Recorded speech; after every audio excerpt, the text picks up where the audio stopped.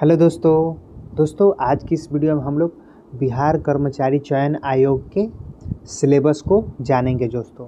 जो कि किसी भी एग्ज़ाम को देने के लिए सबसे पहले ज़रूरी होता है उसके सिलेबस को जान लेना और उसको लिस्ट करके अपने जहाँ भी आप पढ़ने बैठते हो डेली वहाँ पे आप सामने चिपका लो, है ना।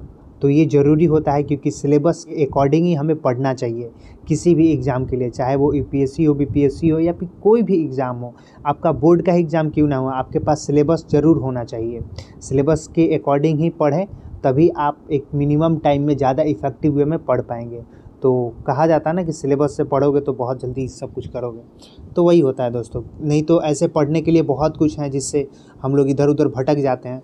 तो देखते हैं दोस्तों कि अपना जो अभी बीएसएससी सीजीएल ने जो अभी नोटिफिकेशन जारी किया हुआ था, जिसके अब फॉर्म तो भरे जा चुके हैं और उसकी अंतिम तिथि भी समाप्त हो चुकी है।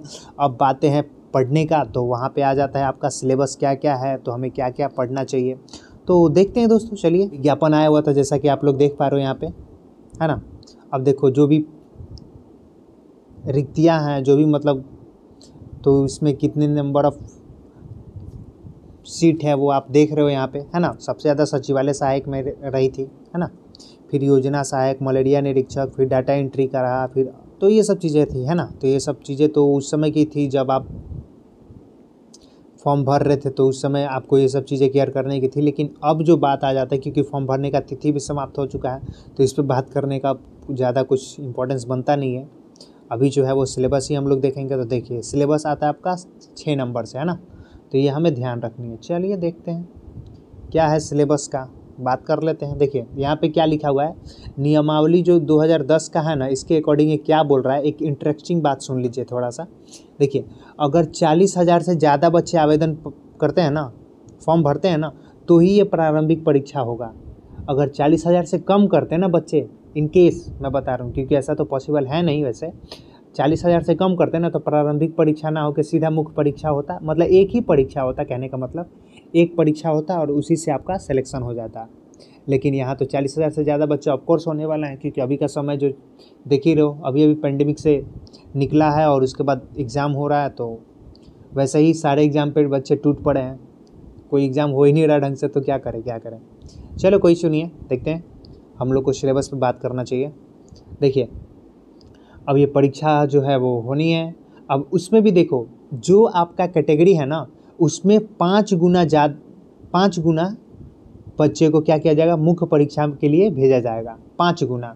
अगर मान लो कि आपकी कैटेगरी में सीट है 400, तो 400 गुने 5 कर दो, 5 का 20, है ना। तो 2000 बच्चे को सेलेक्ट किया जाएगा आपकी कैटेगरी से। तो ऐसा चीज़ें हैं, है ना, तो ध्यान रखना है। चलिए हम लोग अब सिलेबस को देखते हैं सीधा सीधा। देखिए अब जो प्रारंभिक परीक्षा होता है, इसमें सामान्य अध्ययन से क्वेश्चन पूछे जाते हैं। कितने, 50 होते हैं ना लगभग। फिर आपका क्वेश्चन पूछे जाते हैं। फिर सामान्य विज्ञान और गणित से 25-25 करके 50 पूछे जाते हैं। अब कभी कभी ये 26-24 भी हो जाता है आंकड़ा, है ना, तो ऐसा कुछ नहीं है। चलिए, और मानसिक क्षमता जाँच जो है, लॉजिकल रीजनिंग वाला पार्ट जो है, इससे भी 50 पूछे जाते हैं। टोटल मिला के आपके 150 होते हैं, है ना। 150 क्वेश्चन होते हैं और एक क्वेश्चन जो होता है वो 4 मार्क्स का होता है ना, ध्यान रखिएगा। एक क्वेश्चन जो होता है 4 मार्क्स का होता है। और नेगेटिव भी मार्किंग होती है ना, ध्यान रखिएगा। इसमें नेगेटिव मार्किंग भी होती है ना, ध्यान रखिएगा। नेगेटिव मार्किंग जो होती है वो कितनी की होती है, एक गलत उत्तर पर 1 अंक ही इसमें काटे जाते हैं, ध्यान रखिएगा, है ना। 1 अंक ही काटे जाते हैं, तो बहुत ज़्यादा नहीं है वो, 25 टाइम्स है ना, 1/4 है ना, ध्यान रखिएगा। तो बहुत मतलब है वैसा कि आप कुछ क्वेश्चन पे रिस्क ले सकते हो, है ना। कुछ क्वेश्चन पे आप रिस्क ले सकते हो, वैसा ही है। 1/4 है तो कुछ क्वेश्चन पे तो रिस्क लिया जा सकता है ना, तो कोई इशू नहीं है। अगर आप मान लो कि 4, जब तक आप 4 गलती करोगे ना, तब आपका 1 क्वेश्चन घटेगा। 3 गलती करोगे तो 1 नहीं कटेगा, थोड़ा कम, है ना। तो आप ऐसे रिस्क ले सकते हो। तो 2 मतलब 4-5 क्वेश्चन तक जा सकते हो, ऐसा कोई बात नहीं है। लेकिन फिर भी रिस्क हो जाएगा, है ना। आप देखोगे नेगेटिव मार्किंग का मतलब हो जाता है कि वहाँ थोड़ा रिस्क बढ़ जाता है ना। बीपीएससी में वैसा नहीं है, उसमें है बहुत नेगेटिव मार्किंग, तो छोड़ ही दो यार, मतलब तो वहाँ पे रिस्क नहीं है, वहाँ पे लिया जाता है, पूरा एकदम लिया जाता है। लेकिन यहाँ रिस्क है, थोड़ा बहुत लेकर चलिएगा, अपने आप पे कॉन्फिडेंस लेकिन रखिए तो हो जाएगा आई थिंक, है ना। अब देखो, अब ये जो होगा 2 घंटा 15 मिनट का एग्ज़ाम होता है, जैसा कि हमें पता है मेंस का भी एग्ज़ाम 2 घंटा 15 मिनट का ही होता है। मेंस वाले में क्या होता है कि भाषा पहले का एग्ज़ाम होता है, पहले भाषा का एग्ज़ाम होता है 100 मार्क्स का, और उसके बाद जो सेकंड पेपर होता है उसमें आपका वो आता है सामान्य ज्ञान का आता है ना। लेकिन इसमें क्या है कि इसमें आपका एक ही पेपर होगा और उसी में सभी सम्मिलित होंगे, जिसमें भाषा नहीं होता एक्चुअली। चलिए अब फिर आपका बात कर लेते हैं। देखिए अब उसमें भी देखिए क्या इसमें कुछ एक और इंटरेस्टिंग बात क्या है कि इसमें आप किताब लेकर जा सकते हैं, सामान्य अध्ययन का लेकर जा सकते हैं, गणित का ले जा सकते हैं और सामान्य विज्ञान का ले जा सकते हैं। लेकिन ऐसा एक्चुअली होता नहीं है, फिर भी है ना, NCERT बेस्ड जो है वही ले जा सकते हैं ना, लेकिन एक्चुअली ऐसा होता नहीं है ना। अब ये ऑफिशियल है तो है बस, और क्या क्या नहीं ले जा सकते हैं वो तो आपको पता ही है, कोई भी चिट्टा वट्टा डिवाइस वाइस ये सब चीज़ें हैं जो आप नहीं ले जा सकते। सब छोड़िए, चलिए आगे देखते हैं।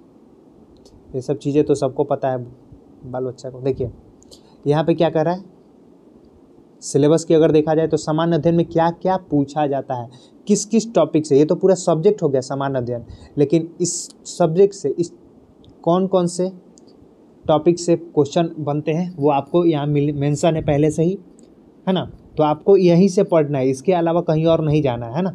तो वो भी देख लेना है अच्छा से। देखिए इसमें कुछ लिखा हुआ है, प्रश्नों का उद्देश्य अभ्यर्थी के आसपास के वातावरण की सामान्य जानकारी और समाज में उनके अनुप्रयोग के संबंध में उनकी योग्यता की जांच करना होगा। समझ रहे हो आप। वर्तमान घटनाएं और दिन प्रतिदिन की घटनाओं के सूक्ष्म अवलोकन तथा उनके प्रति वैज्ञानिक दृष्टिकोण जैसे मामलों की जानकारी संबंधी ऐसे प्रश्न ही भी शामिल किए जाएंगे जिनके बारे में जानकारी रखने की किसी भी शिक्षित व्यक्ति से अपेक्षा की जाती है। अब वो आप अगर आप उनमें जा रहे हो, उनके सर्विस में ज्वाइन कर रहे हो सर्विस को, तो आपसे कुछ एक्सपेक्टेशन रखेंगे, तो वो वही एग्ज़ाम के माध्यम से आपसे पूछा जाएगा, है ना। फिर अगर बात करें सामान्य अध्ययन में आपका देखिए एक समसामयिकी विषय हो गया। अब देखिए ये तो पूरा एक था, उसमें भी कुछ टॉपिक है और इससे क्वेश्चन पूछे जाते हैं। ये चैप्टर हो गए और चैप्टर में क्या क्या टॉपिक है आप देख लो। वैज्ञानिक प्रगति, इसरो नासा क्या क्या लॉन्च कर रहे हैं, क्या क्या लॉन्च कर चुके हैं, क्या क्या लॉन्च करेंगे, है ना। क्या क्या मतलब बहुत सारी चीज़ें, मतलब इसरो नासा ही नहीं और भी बहुत सारी चीज़ें हैं जो वैज्ञानिक साइंटिफिक चीज़ की अगर दृष्टिकोण से देखा जाए तो, है ना। ध्यान रखना है। राष्ट्रीय अंतर्राष्ट्रीय पुरस्कार, बहुत सारे पुरस्कार है राष्ट्रीय अंतर्राष्ट्रीय, नोबल हो गया, फिर आपका बहुत सारे होता है ना, तो वो सब चीज़ें बहुत सारे फील्ड में आपको पुरस्कार मिलते हैं, तो वो भी ध्यान रखनी है। फिर भारतीय भाषाएं, बहुत सारी जनजातियों की भाषाएं हैं अलग अलग जगहों पे, तो वो भी ध्यान रखना है। पुस्तक, बहुत सारे ऐसे प्रसिद्ध पुस्तक हैं जिसके लेखक के नाम पूछ दिए जाएंगे या फिर लेखक दे दिया जाएगा, पुस्तक के नाम पूछ दिए जाएंगे, तो ये सब चीज़ें रहेंगी। फिर लिपि, राजधानी हो गई, मुद्रा हो गया, खेल खिलाड़ी हो गई, ये भी बहुत इंपॉर्टेंट है ना, महत्वपूर्ण घटना, ये सब चीज़ें आपका ये करंट अफेयर्स में आता है। हालांकि आप सिलेबस एक बार देखोगे तो आपको पता चलेगा कि करंट अफेयर से कितने क्वेश्चन पूछे जाते हैं। तो उसके लिए आपको ज़रूरी होगा कि आप क्या करो, प्रीवियस ईयर क्वेश्चन को देखो, जितने भी अभी तक हुए हैं ना, 2 हुए हैं ना भाई, प्री और मेंस दोनों, तो एक प्री को एनालिसिस करोगे, प्री के क्वेश्चन बैंक को उठाकर एनालिसिस करोगे। हालांकि मैं आपको ये अब वीडियो एक प्रोवाइड करा दूंगा जिसमें आपको पूरा सिलेबस होगा, है ना, प्रीवियस ईयर का जो भी क्वेश्चन होगा वो मैं प्रोवाइड करा दूंगा, उसको आप देख लेना, है ना। 1-2 दिन में मैं करवा ही दूंगा एक्चुअली, तो वो भी आप देख लेना, उसके अकॉर्डिंग आप देख लेना सिलेबस, है ना, कि करंट अफेयर से कितने क्वेश्चन बनते हैं, क्योंकि आपको पता है करंट अफेयर्स बहुत बड़ा रोल प्ले कर देता है। कभी कभी तो ये छुपा रुस्तम भी साबित हो जाता है। बहुत सारे ऐसे एग्जाम हुए हैं, पिछले एग्जाम में क्या हुआ कि 8 से 10 और आने वाले एग्जाम में सीधा ही के लिए 20 क्वेश्चन पूछ दिए गए, तो ये भी ध्यान रखना है ना, अपने आप को ऐसे ही तैयार करना है। चलिए नेक्स्ट देख लेते हैं आपका। इसके बाद क्या है, भारत और उनके पड़ोसी देश, है ना, ये भी देखिए भारत और उनके पड़ोसी देश, तो इसमें भी कुछ चीज़ें हैं जो लिखी गई हैं वो आपको पढ़ लेनी है ना।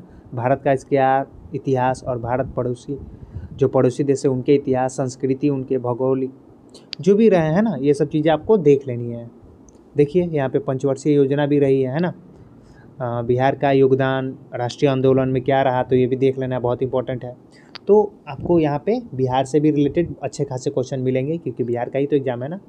चलिए, फिर समान विज्ञान और गणित, तो इसमें आपका विज्ञान से भी अच्छे क्वेश्चन होते हैं, लेकिन जो गणित है ना वो आपका मैट्रिक लेवल तक का ही एग्जाम में पूछेगा, है ना, तो ये ध्यान रखना है। फिर समान विज्ञान में भौतिक, रासायनिक और जीव विज्ञान, तो एज ऑलवेज सभी एग्जाम में ऐसे ही होते हैं। चलिए नेक्स्ट देख लेते हैं गणित। अब गणित में देखिए क्या क्या पूछे जाएंगे, यहाँ पे सब कुछ लिखा हुआ है, अच्छे से देख लीजिएगा। दशमलव और भिन्न, संख्याओं के बीच परस्पर संबंध, मूलभूत अंक गणितीय संक्रियाएं, है ना, प्रतिशत, अच्छा टॉपिक है, समानुपात, अनुपात समानुपात, है ना, औसत, ब्याज, लाभ हानि, है ना, तो देख लेना, है ना, ये सब अच्छे से टॉपिक है, बहुत ही आसान भी है, अच्छे से कर पाओगे आप लोग। चलिए, अब फिर उसके बाद आता है लॉजिकल रीजनिंग में। रीजनिंग में क्या है, तो इसमें भी कुछ दिए गए हैं, आप देख लो यहाँ पे। समानता, विभिन्नता, सदृश्य, कल्पना, समस्या समाधान, है ना, विश्लेषण, दृश्य, स्मृति, विभेद, अवलोकन, संबंध, अवधारणा, अंकगणितीय तर्कशक्ति, है ना, अंकगणितीय संख्या श्रृंखला, फिर कूट लेखन, कूट व्याख्या, तो ये सब रही है, तो आप देख लोगे, है ना। तो इसको क्या करोगे पता है, अभी देखो ये पूरे तो आपके सिलेबस हो गए प्री के, तो इसको क्या करोगे आप, पहले एक लिस्ट बनाओगे, वहाँ पे सब लाइन से लिखोगे, और लाइन से लिखने के बाद उसको आप अपने जहाँ पे पढ़ने बैठते हो ना वहाँ पे चिपका लोगे, ज़रूरी हो जाता है। और फिर जैसे जैसे आप टॉपिक पढ़ते जाओगे ना उस पर टिक करते जाना कि मैंने ये पढ़ लिया, ये पढ़ लिया, ये पढ़ लिया, है ना। तो ऐसे वैसे आप टिक करते हो, अभी तक आपने जो जो पढ़ लिया उस पर भी आप टिक करते जाओगे।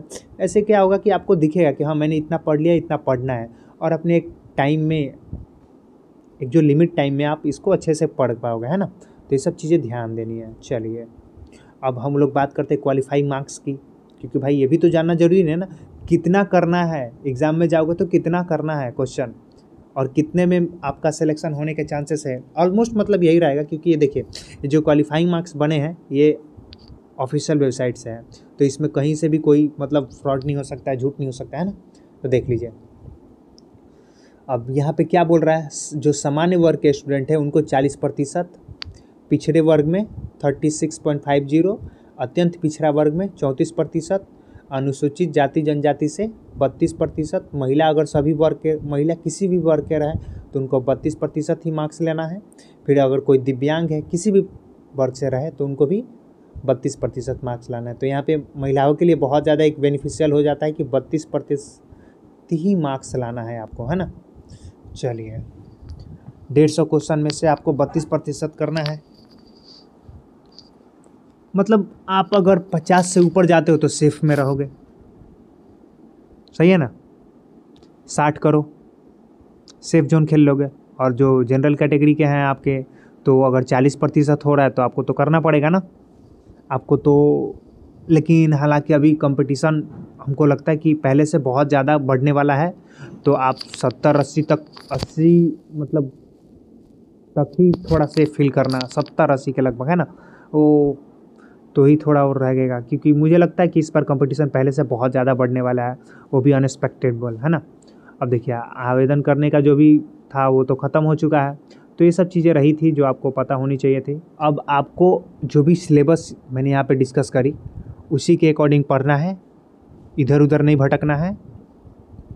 अब बैठ जाओ और पढ़ने की तैयारी करो, और मेरी विशेष रहेंगी कि आप लोग एग्ज़ाम में बहुत अच्छा करें और सारे क्वेश्चंस को अच्छे से डील करें। आप कॉन्फिडेंस से जाए, जो आपको पता है उतना तो आप डेफिनेटली करें, कुछ एक्स्ट्रा भी करके आएँ। तो ऑल द बेस्ट गाइस।